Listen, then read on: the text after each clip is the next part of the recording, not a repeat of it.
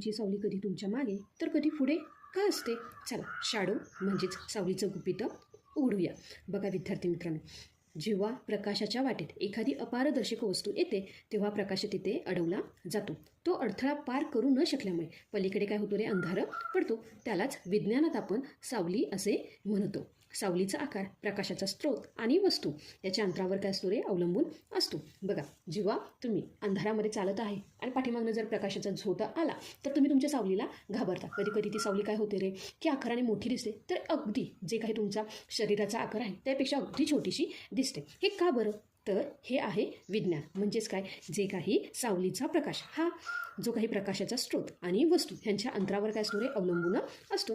विज्ञान आता सोपे झाले, फक्त मराठी लेक्चरवालीसोबत. तुमच्या सावलीला पकडता येत नाही, पण विज्ञानाला नक्कीच पकडता येईल. व्हिडिओ आवडला असेल तर लाईक करा आणि चॅनेलला सबस्क्राईब करायला विसरू नका.